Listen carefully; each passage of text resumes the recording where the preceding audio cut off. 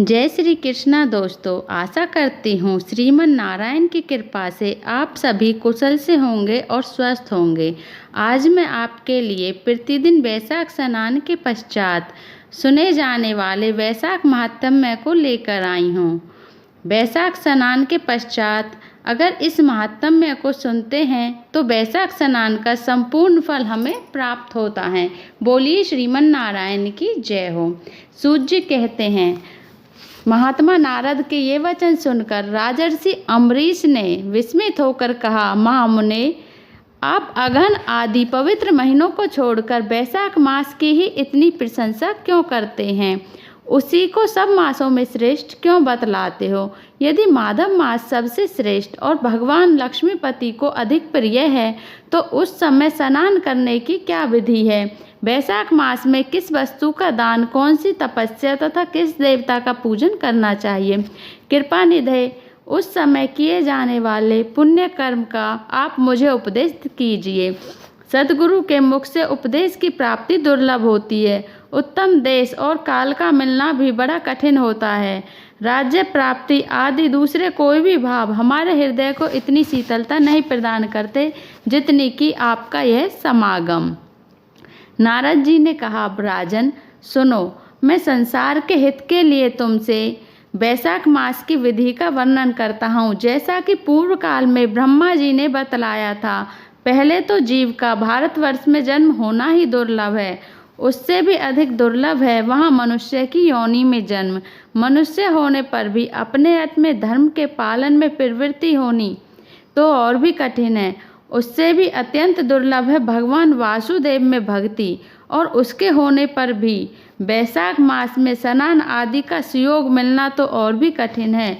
वैशाख मास लक्ष्मीपति को बहुत प्रिय है। वैशाख मास को पाकर जो विधि पूर्वक स्नान, दान तथा जप आदि का अनुष्ठान करते हैं वे ही मनुष्य धन्य एवं कृतकृत्य हैं।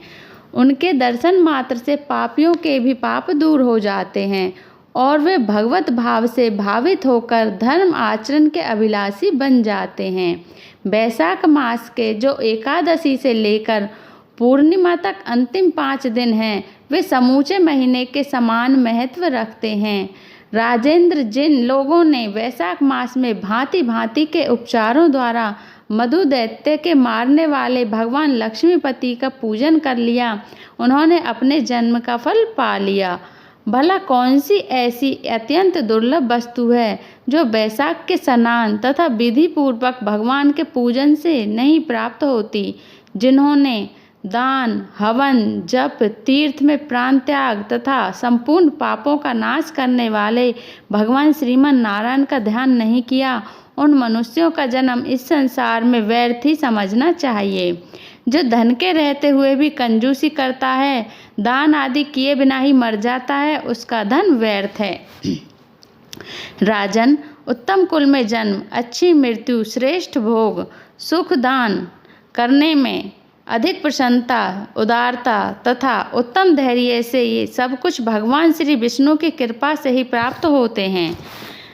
महात्मा नारायण के अनुग्रह से ही मनोवांछित सिद्धियां मिलती हैं। जो कार्तिक में, माघ में तथा वैशाख को प्रिय लगने वाले वैशाख मास में स्नान करके मधुहंता लक्ष्मीपति दामोदर की विशेष विधि के साथ भक्ति पूर्वक पूजा करता है और अपनी शक्ति के अनुसार दान देता है, वह मनुष्य इस लोक का सुख भोगकर अंत में श्री हरि के पद को प्राप्त होता है। भूप जैसे सूर्योदय होने पर अंधकार नष्ट हो जाता है, उसी प्रकार वैशाख मास में प्रातः स्नान करने से अनेक जन्मों की उपार्जित पाप राशि नष्ट हो जाती है। यह बात ब्रह्मा जी ने मुझे बताई थी। भगवान श्री विष्णु ने माधव मास की महिमा का विशेष प्रचार किया है। अतः इस महीने के आने पर मनुष्यों को पवित्र करने वाले पुण्य जल से परिपूर्ण गंगा तीर्थ, नर्मदा तीर्थ, यमुना तीर्थ अथवा सरस्वती तीर्थ में सूर्योदय के पहले स्नान करके भगवान मुकुंद की पूजा करनी चाहिए। इससे तपस्या का फल भोगने के पश्चात अक्षय स्वर्ग की प्राप्ति होती है। भगवान श्री नारायण अनामय रोग व्याधि से रहित हैं। उन गोविंद देव की आराधना करके तुम भगवान का पद प्राप्त कर लोगे। राजन, देवाधिदेव लक्ष्मीपति पापों का नाश करने वाले हैं। उन्हें नमस्कार करके चैत्र की पूर्णिमा को इस व्रत का आरंभ करना चाहिए।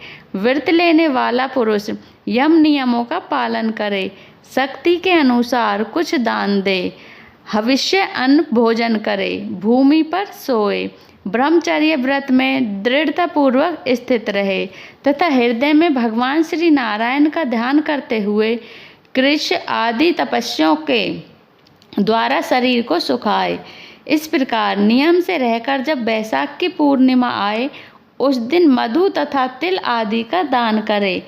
श्रेष्ठ ब्राह्मणों को भक्ति पूर्वक भोजन कराए, उन्हें दक्षिणा सहित धेनु दान दे तथा वैशाख स्नान के व्रत में जो कुछ त्रुटि हुई हो उसकी पूर्णता के लिए ब्राह्मणों से प्रार्थना करे। भूपाल, जिस प्रकार लक्ष्मी जी जगदीश्वर माधव की प्रिया हैं, उसी प्रकार माधव मास भी मधुसूदन को बहुत प्रिय है। इस तरह उपर्युक्त नियमों के पालन पूर्वक 12 वर्षों तक वैशाख स्नान करके अंत में मधुसूदन की प्रसन्नता के लिए अपनी शक्ति के अनुसार व्रत का उद्यापन करें। अम्बरीश, पूर्व काल में ब्रह्मा जी के मुख से मैंने जो कुछ सुना था वह सब वैशाख मास का महात्म्य तुम्हें बता दिया। अम्बरीश ने पूछा, मुनि, स्नान में परिश्रम तो बहुत थोड़ा है, फिर भी उससे अत्यंत दुर्लभ फल की प्राप्ति होती है। मुझे इस पर विश्वास क्यों नहीं होता? मुझे मोह क्यों हो रहा है? नारद जी ने कहा, राजन, तुम्हारा संदेह ठीक है। थोड़े से परिश्रम के द्वारा महान फल की प्राप्ति असंभव सी बात है, तथापि इस पर विश्वास करो, क्योंकि यह ब्रह्मा जी की बताई हुई बात है। धर्म की गति सूक्ष्म होती है, उसे समझने में बड़े बड़े पुरुषों को भी कठिनाई होती है। श्री हरि की शक्ति अचिंत्य है, उनकी कीर्ति में विद्वानों को भी मोह हो जाता है। विश्वामित्र आदि क्षत्रिय थे, किंतु धर्म का अधिक अनुष्ठान करने के कारण वे ब्राह्मण तत्व को प्राप्त हो गए। अतः धर्म की गति अत्यंत सूक्ष्म है। भूपाल, तुमने सुना होगा, अजामिल अपनी धर्म पत्नी का परित्याग करके सदा पाप के मार्ग पर ही चलता था, तथापि मृत्यु के समय उसने केवल पुत्र के स्नेह बस नारायण कहकर पुकारा। पुत्र का चिंतन करके नारायण का नाम लिया, किंतु इतने से ही उसको अत्यंत दुर्लभ पद की प्राप्ति हुई।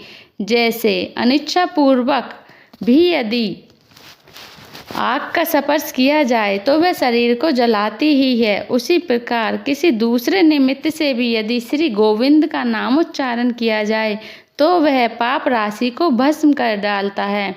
जीव विचित्र हैं, जीवों की भावनाएं विचित्र हैं, कर्म विचित्र हैं तथा कर्मों की शक्तियाँ भी विचित्र हैं। शास्त्र में जिसका महान फल बताया गया हो वही कर्म महान है। छोटी सी वस्तु से भी बड़ी वस्तु का नाश होता देखा जाता है। जरा सी चिंगारी से बोझ तिनके स्वाहा हो जाते हैं। जो श्री कृष्ण के भक्त हैं उनके अनजान में किए हुए हजारों हत्याओं से युक्त भयंकर पातक तथा चोरी आदि पाप भी नष्ट हो जाते हैं।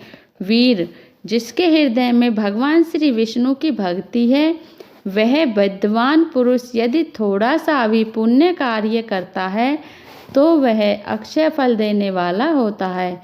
अतः माधव मास में माधव की भक्ति पूर्वक आराधना करके मनुष्य अपनी मनोवांछित कामनाओं को प्राप्त कर लेता है। इस विषय में संदेह नहीं करना चाहिए। शास्त्र उक्त विधि से किया जाने वाला छोटे से छोटा कर्म क्यों ना हो, उसके द्वारा बड़े से बड़े पाप का भी क्षय हो जाता है तथा उत्तम कर्म की वृद्धि होने लगती है। राजन, भाव तथा भक्ति दोनों की अधिकता से फल में अधिकता होती है।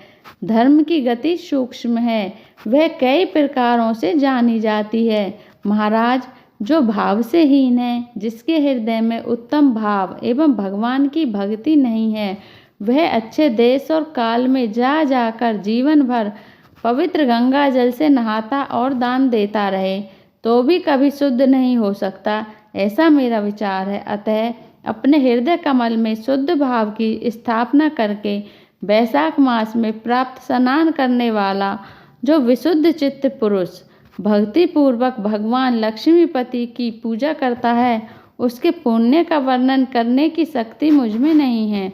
अतः भूपाल, तुम वैशाख मास के फल के विषय में विश्वास करो। छोटा सा शुभ कर्म भी सैकड़ों पाप कर्मों का नाश करने वाला होता है। जैसे हरि नाम के भय से राशि राशि पाप नष्ट हो जाते हैं, उसी प्रकार सूर्य के मेष राशि पर स्थित होने के समय प्रातः स्नान करने से तथा तीर्थ में भगवान की स्तुति करने से भी समस्त पापों का नाश हो जाता है। जिस प्रकार गरुड़ के तेज से सांप भाग जाते हैं, उसी तरह प्रातःकाल वैशाख स्नान करने से पाप पलायन कर जाते हैं। यह निश्चित बात है। जो मनुष्य मेष राशि के सूर्य में गंगा या नर्मदा के जल में नहाकर 1, 2 या तीनों समय भक्ति भाव के साथ पाप परिस्मरण नामक स्तोत्र का पाठ करता है, वह सब पापों से मुक्त होकर परम पद को प्राप्त होता है। अम्बरीश, इस प्रकार मैंने थोड़े में यह वैशाख स्नान का सारा महात्म मैं तुम्हें सुना दिया। बोलिए वैशाख महात्म की जय। वैशाख महात्म का यह संपूर्ण सार मैंने तुम्हें सुनाया है। अगर आपको मेरी कथा, मेरा महात्म्य अच्छा लगा हो तो कृपया इसे लाइक कर देना। जय श्री विष्णु।